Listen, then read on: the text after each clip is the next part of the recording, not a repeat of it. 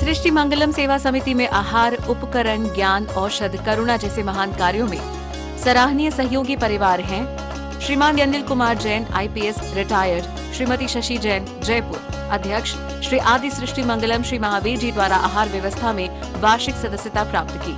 श्री मदन लाल सुलोचना पाटनी, श्री सन्मत पाटनी, श्रीमती अंकुर पाटनी, समस्त परिवार जयपुर।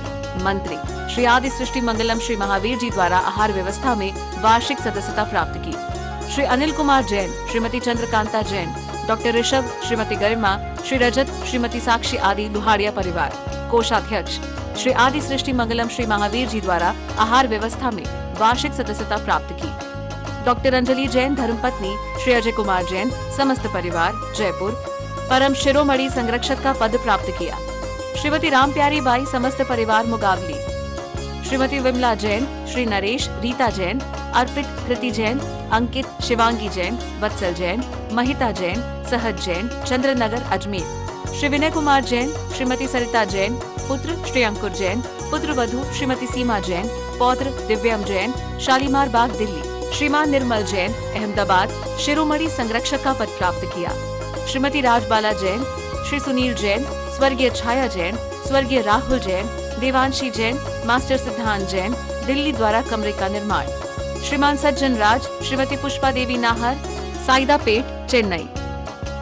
परम पूज्य जिन धर्म प्रभाविका आर्य का रत्न 105 श्री सृष्टि भूषण माता जी की मंगल प्रेरणा एवं आशीर्वाद से संचालित श्री आदि सृष्टि मंगलम श्री महावीर जी में चतुर्विध संघ आहार, उपकरण आदि की व्यवस्था सुचारू रूप से कई वर्षों से की जा रही है, जिसमें त्यागी वृत्तियों को भोजन व्यवस्था भी उपलब्ध है। 1 वर्ष की आहार व्यवस्था के वार्षिक सदस्य बनकर भी आहार व्यवस्था में सहयोग प्राप्त करके पुण्य के भागी बन सकते हैं।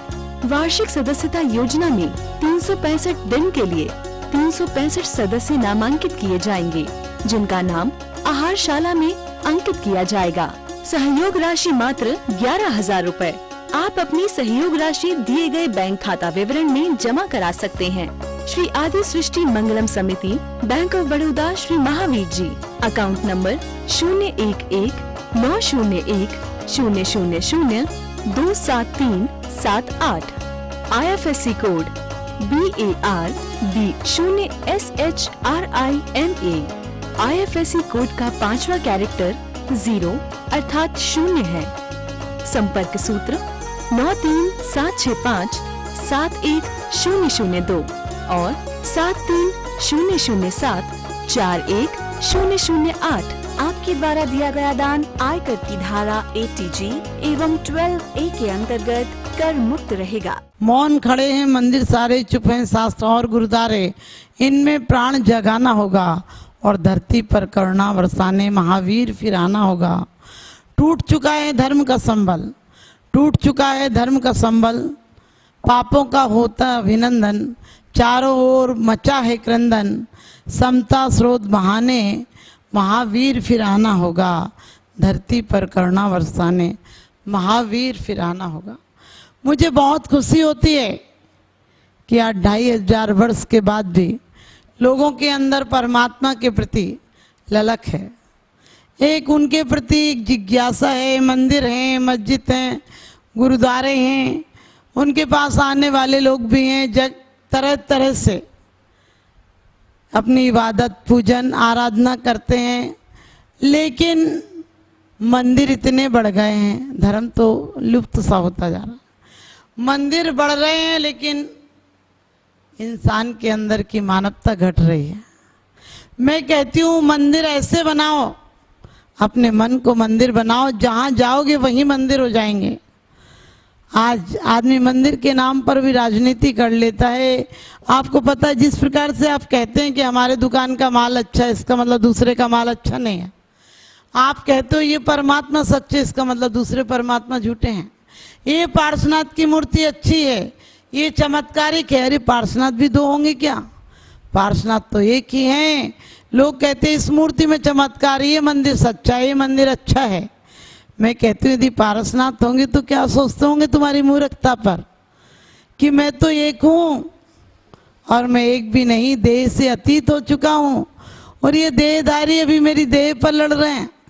अभी मेरी मूर्तियों पर लड़ रहे हैं, अभी मेरे मंदिरों पर लड़ रहे हैं।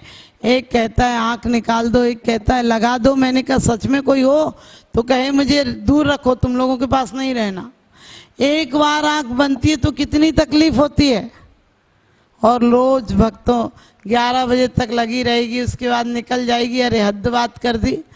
परमात्मा के नाम पर हमारे अंदर वो परमात्मा दशा प्रकट होना चाहिए, हमारे अंदर वो जनत्व के प्रति नमन का भाव होना चाहिए। लेकिन हमारे अंदर कोई धर्म नहीं है, कोई उपासना, कोई आराधना नहीं है। बेईमानों की तरह 23 घंटे पाप कर लेते, 1 घंटे में कहीं धुलते हैं पाप। अरे गंगा कहीं ऐसी नहीं होती है कि गंगा के तट पे तो हरिद्वार में आए तो गंगा पावन हो जाए, ऊपर भी पापी हो, ऊपर भी गंदी हो और नीचे भी जाकर गंदी हो जाए। अरे गंगा तो पावन है, रहेगी और आगे भी पावन रहेगी, वो हर घाट पर पावन रहेगी। लेकिन आप कहते हो हरिद्वार पर है तो पावन है, इलाहाबाद पर है तो पावन है, संगम है तो पावन है। वो तो इस बात की सूचना देती है कि हम कहीं भी जाएं लोगों को पावन कर देते हैं। हम बाहर का मल भी धो देते हैं और अंदर का मल भी धो देते हैं। जहाँ से गंगा निकली है, उद्गम हुआ, लोग कहते हैं भागीरथ के जटाओं से गंगा निकली है। मैं कहती हूँ भागीरथ का स्नान करते हुए गंगा निकली है, यह जटाओं से निकली। आप कुछ भी मान लो, लेकिन सोचो एक साधक के मस्तिष्क पर होकर गुजरी है, उनका अभिषेक करते हुए गुजरी है। और उनकी चरण रज यदि हमें लगाने मिल जाए, उस महायोगी, उस तपस्वी की, तो हम भी पावन हो जाएंगे। लोग कहते हैं राम तेरी गंगा मैली हो गई पापियों के पाप धोते धोते। लोग कहते हैं हम गंगा में स्नान कर लेंगे तो पाप धुल जाएंगे। मैंने कहा गंगा में स्नान करोगे तो ठीक है, लेकिन बाहर के स्नान से नहीं, अंदर के पापों का प्रक्षालन करके गंगा में डुबकी लगाओ, वरना तुम्हारे पाप पक्षियों की तरह। तुम गंगा में जाते हो तो पेड़ों पर बैठ जाते हैं और तुम आते हो तो तुम्हारे साथ चले आते हैं। सोच कर देखना, मंदिरों में, हम शिवालयों में, हम मस्जिदों में जाते हैं, मन की जिद नहीं मिटती है, मन के अंदर नहीं जाते हैं। गुरुद्वारा में जाते हैं तो गुरु के पथ पर नहीं चलते हैं और फिर कहते हैं हम सच्चे भक्त हैं। ये हमारी भक्ति बिल्कुल थोती है। इस प्रकार की झूठी भक्ति हमें पार नहीं लगा पाएगी। लौकिक तसल्ली दे दे कुछ दिन के लिए, लेकिन वास्तव में मंदिर तो वो हो, आदमी का मन मंदिर हो जाए कि जहाँ जाए परमात्मा, जहाँ गए हमारे तीर्थंकर, जहाँ गए वहीं पावन हो गया। जहाँ उनका जन्म भी पावन था, उनका तप भी पावन था, उनका राज्य भी पावन था और उनका ज्ञान भी पावन था, उनका मोक्ष भी पावन था, निर्वाण भी पावन था। आदमी आता है तो 10 दिन के लिए धर्म से दूर कर देता है और जाता है तो 13 दिन के लिए मंदिर दूर हो जाते हैं। और आज तो ऐसा आदमी कि धर्म के नाम पर छुट्टी मार लेता है। घर में शादी हो तो उल्टे पहला आपको मंगलाचरण मंदिर में करना चाहिए, विधान मंदिर में करना चाहिए। शुभारंभ जब आप कहते हो चत्तारी मंगलम, तो आपका मंगल मंदिर से होना चाहिए। आप घरों में दुनिया की तैयारियां कर लेते हो, मेहंदी वाली को, डांसर को और सिखाने वाले को बुला लेते, सब बुला लेते हो, होटल बुक कर लेते हो और कौन सा खाने वाला करना सब कर लेते हो, लेकिन मंदिर में क्या अनुष्ठान करना ये नहीं करते हो। मंदिर में जाते हैं वर वधू और बाराती लोग तो भगवान को पीठ हो जाए, लेकिन कैमरे वाले को पीठ नहीं होना चाहिए। अरे इस चेहरे को क्या देखते हो, उस चित्त को भी देखो जिसकी आराधना के परिणाम स्वरूप तुम्हें मनुष्य की देह मिली है। और मनुष्य देह में भी जैन कुल मिला है और जैन कुल में भी श्रावक पनासक तुम्हारे सांगो पांग मिला है। लेकिन आदमी इसे ऐसे खो रहा है, मात्र एक ड्यूटी मात्र रह गई, वो भी तसल्ली के लिए, परमात्मा को पाने के लिए नहीं, अपने आत्म उत्थान के लिए नहीं। सिर्फ वो इतनी सी तसल्ली है कि मंदिर जाऊंगा तो दुकान अच्छी चलेगी, मंदिर जाऊंगा तो लोग मुझे धर्मात्मा समझेंगे और मुझ पर विश्वास करेंगे। कपड़े ओढ़ूंगा, पीले सफेद पहनूंगा तो लोग मुझे परमात्मा समझने लगेंगे, धर्मात्मा समझने लगेंगे, पुण्यात्मा समझने लगेंगे। और लोग कुछ भी समझ लें, लेकिन अपने आप को भी समझाओ कि तुम क्या होने आए थे। आए थे हरि भजन को, होटल लगे कूप का पास। कभी सोचा करो, हम यही सब करने के लिए आए थे क्या? जो काम हम कर रहे हैं, जो काम इंसान कर रहा है, वो काम जानवर और अच्छे से कर लेता है। आपको लगता है आप घर बनाते हैं, आपसे अच्छा घर तो एक बिया की चिड़िया बना लेती है। बरसात का पानी नहीं आता है, धूप नहीं आती है, ठंडी नहीं आती है। और तो और साइबेरिया में कुछ मछलियां रहती हैं जो अमेरिका अंडा देने के लिए आते हैं। सोचो, कम से कम 3000 किलोमीटर आती हैं और फिर अंडा देकर चली जाती हैं। उनके बच्चों को कौन शिक्षा देता है?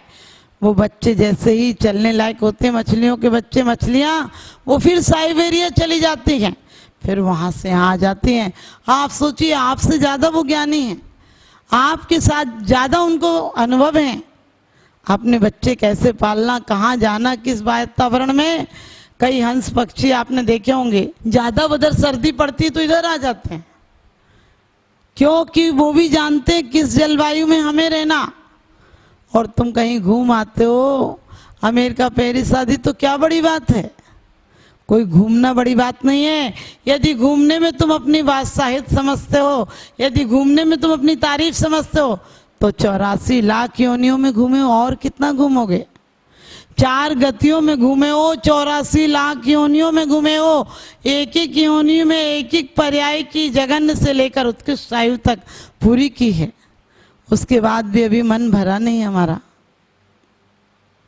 हमें वास्तव में इन सब चीजों से हटकर परमात्मा का मंदिर नहीं, परमात्मा स्वयं को बनाना है। परमात्मा के मंदिर बहुत बन गए, अपने मंदिर भी बनाओ। मैं ये नहीं कहती परमात्मा के मंदिर मत बनाओ, मंदिर बनाते समय कम से कम किसी की काट मत करो, किसी के साथ कलह मत करो, किसी को नीचा मत दिखाओ। समाज में चुनाव होते हैं, हम 14 के दिन चुनाव कर लेते हैं। जिस दिन हमें बिल्कुल धर्म ध्यान में होना चाहिए, उस दिन निंदा, चुगली, इल्जाम, गाली गलौज सब कर लेते हैं। अपने पार्टी को शाबाशी दे देते हैं, दूसरे की निंदा करते हैं। ये सब काम उस दिन करना चाहिए। उस दिन तो 14 गुण स्थान के पार हमें जाना है, ये पुरुषार्थ करना है। अनंत चतुर्दशी के दिन अनंत गुणों को प्राप्त करना है। क्या कलह, फालतू की बातें कर लेते। और चुनाव नहीं होना चाहिए। हमारी समाज में चुनाव की ये प्रक्रिया होना चाहिए, यदि समाज में 10 लोग लगते हैं कि ये योग्य हैं, जिम्मेदारियां ले सकते हैं, तो 2 साल 3 साल जैसे ही कार्यकाल पूरा हो और अपनी गले की माला दूसरे में डाल दीजिए। देखिए समाज में क्या प्यार हो जाएगा, क्या अपनत्व हो जाएगा, समाज का कितना उत्थान हो जाएगा। आज एक पार्टी आती है तो दूसरी चुपचाप बैठ जाती है, दूसरी आती है तो वो उसकी निंदा करती है, इल्जाम लगाती है, इसने खा लिया, इसने हजम कर लिया, इसने पैसा बर्बाद कर दिया। अरे क्या कर दिया? अच्छा ये सोचो, अपने मंदिरों में आने वाले बच्चों की संख्या बढ़ाओ, अपने बच्चों को इतना आकर्षण दो मंदिर में। अध्यात्म में भी आकर्षण होता है। सही भोग तो अध्यात्मवादी करता है, भोगी तो रोगी की तरह होता है, दवाई खाता है, सुबह खाता है, शाम को फिर वैसा का वैसा हो जाता है। क्योंकि आचार्यों ने उसको नहीं कहा धन्यवादी जिसने बहुत दौलत कमाई, बहुत शोहरत कमाई, बहुत पद प्रतिष्ठा कमाई। हमारे आचार्यों ने कहा है धन्य धन्य जे जीव नर भव पाए कारज किया। कहते धन धन्य जे जीव नर भव पाए यह कारज किया। चक्रवर्ती हुए, सेठ साहूकार हुए, राजा महाराजा हुए, उनकी चापलूस लोग तो तारीफ कर सकते हैं, लेकिन हमारे आचार्य कहते हैं कि धन्य है समझ सुबुद्धि जगोत्तम, धन्य है धीरज धारी, ऐसी संपत्ति छोड़ बसे वन तिन प्रति धोख हमारी। उनके प्रति धोख नहीं दी जो चक्रवर्ती बने हैं, उनके प्रति धोख दिए जो ऐसी चक्रवर्ती जैसी संपदा को छोड़ पाए। बुद्ध का आगमन हुआ एक राज्य में, उस राजा ने अपने मंत्रियों से पूछा कि बुद्ध आए, हमें जाना चाहिए। कई चापलूस मंत्रियों ने कह दिया नहीं जाना चाहिए, आप इतने बड़े सम्राट हो के वहां जाएंगे। अरे वो तो एक भिखारी भिक्षुक है, आप क्या जाएंगे, आप इतने बड़े साम्राज्य के मालिक हैं। और राजा ने कहा ठीक कहते हो तुम कि वो खुद आ जाएंगे भिक्षा लेने के लिए। एक बूढ़ा अनुभवी मंत्री था, उसने कहा मेरा इस्तीफा ले लो। राजा ने क्या हो गया? अभी तेरे से तो कुछ बात भी नहीं हुई, तू क्यों इस्तीफा देने लगा? कहने लगा कि मैं ऐसे राज्य का दाना पानी भी नहीं खाना चाहता हूँ जिस राजा को इतनी बुद्धि नहीं हो कि उसने, इन लोगों ने कह दिया आप मत जाओ, वो आपसे कई गुने बड़े हैं। राजा ने कहा किस बात पे बड़े हैं, उन पर क्या है? उन्होंने कहा जो आप पर है वो सब तो उन पर था, वो छोड़ सके इतनी हिम्मत रखते थे, आप नहीं छोड़ सके। उन पर बहुत कुछ है, आप पर कुछ नहीं। आप ध्यान रखना, आपसे बड़े वो हैं। और इसी प्रकार से हमें सोचना है कि हम सेठ साहूकारों को नहीं, संयमियों को फिर से, संयमधारी जहां मिले, तुम संयम नहीं ले पाते हो कोई बात नहीं, संयमधारियों की आराधना करो, उपासना करो, उनकी प्रशंसा करो, उनकी ख्याति लाभ करो। तुम अपने बच्चों को लेकर स्कूल 10-10 किलोमीटर चले जाते हो, साधुओं को 1 किलोमीटर बिहार कराने नहीं जाते हो। और बिहार की बात करो तो लोग कहते हैं माता जी घुटने में दर्द है। मैंने कि अभी तो दर्द है, आगे चल के जाम हो जाएंगे, क्योंकि घर के काम काज के लिए, राग के लिए तुम कितनी दौड़ी हो, और त्याग के लिए जाम हो गए, बिल्कुल ही जाम हो जाएंगे। क्योंकि ये मिले हैं जिस काम के लिए उसको भी करो, वरना आप किसी से ले लो कुछ माल और उसे चुकाओ नहीं तो अगली बार देता ही नहीं वो। ऐसे हमें मनुष्य देह मिली है, 5 इंद्रियां मिली हैं, मन मिला है, सब कुछ अच्छा मिला है, तो इससे सब कुछ अच्छा अच्छा करके जाओ। ताकि कहते हैं, कबीर भी कहते हैं कि मैंने ऐसी की ऐसी चदरिया रख दी, जैसी तूने दी थी वैसी की वैसी रख दी, मैंने एक दाग भी नहीं लगाया। और हमारे आचार्य भी कहते हैं ये मानव देह से विगत देह होना है, इस मानव देह से हमें उस परम देह को प्राप्त करना है, परम औदारिक दशा को प्राप्त करना है, जिसके माध्यम से एक दिन विगत देह हो जाए तो आप सबको भी वो परम आराधना मिले देव सदगुरुओं की, जिसके माध्यम से आपकी गति और मति सुधरे और आपका भव सुधरे और आपका ये भव भी बहुत सुंदर एक आदर्श भव हो। मेरा यही शुभ आशीर्वाद।